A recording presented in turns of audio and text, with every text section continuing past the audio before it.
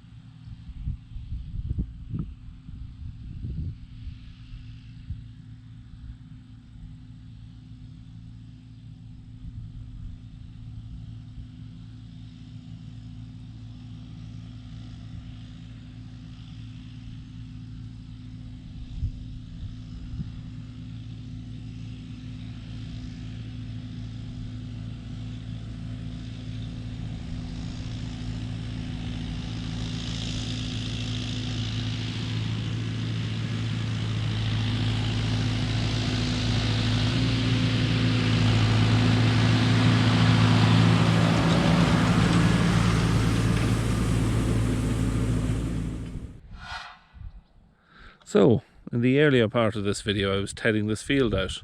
I missed out on getting any footage on the rowing up and baling of it because I left my GoPro. I left my GoPro Pro in the back at home. I took it into charge at lunchtime, and then I forgot to left without getting it. So I missed out on getting any footage. This field ended up after the video finished.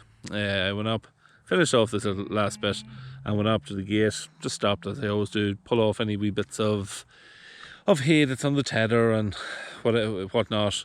And I soon discovered that this field would be fit for baling. I wasn't sure when I was telling it yesterday, but when I inspected then what I had tedded at the start, it was all dried out. It was ready to row up. It was a really intense heat that we had. There was a bit of a breeze to it, so we had super drying yesterday. So the fact that we got out there early, we were tedding around 10 o'clock yesterday morning. The fact that we were out early tedding it left it that the hay done an awful lot yesterday in the lines of drying. So yeah, we rode it up in the afternoon and started to bale it. I didn't bale this field here. We were going to be on the pressure to bale it all with one baler. So a neighbour of ours, Jim, come over with his Michael. You might have seen Jim done a bit of baling last year for us, and I got a bit of footage of him then. He is a Fenton and Michael baler. So Jim come down and he baled this here, and I was baling the other two fields. And I got the first field finished, and about halfway through the second field, and I had a chain breakage. I had a brain breakage there now. A chain breakage, and that kind of put pay to my day's work. So Jim went down and just finished off the last, well, it wasn't half, it's probably about a third of the field that had to be done. But yeah, so all in all, everything's baled. Brings our bale count up to around 250 bales at the minute for the season so far, and we're just about halfway through. It's bulking very well hay-wise. We're getting somewhere in the region of 16 to 18 bales per acre, and yeah, it's quite a good crop. This here was, as I said yesterday in the video, was quite stemmy, and it's really nice coarse hay. But yeah, we'll not draw it now. As I said, we're away on Thursday, and we've got enough work to do without drawing this. Some of the bales went from the top corner this morning. Somebody bought a few, but yeah, we're not going to be moving them. We'll see if we can sell them out of the field first before we'll start stacking any of them at home. But yeah, that's really it. Just to tie up a little bit of a loose end, last week when we got the mower initially, I was having a look through the manual. I was happened to get some messages through on Snapchat. I just took a picture of the corner of the manual and asked if anyone could guess what the make of the machine or what the type of machine was from the manual, from the colours on it. Now, it was a wee bit of a cheat because the colours on the manual was green, and well, the Cavernan isn't green, but I said anyone who guessed what the machine was, I'd give them a shout out. So I better do that and keep good to my word. The first one that's going to get a shout out is my sister Laura, who cheated and was the first through with the correct answer, but I said I'd give her a shout out anyway. So well done, Laura, on getting it right.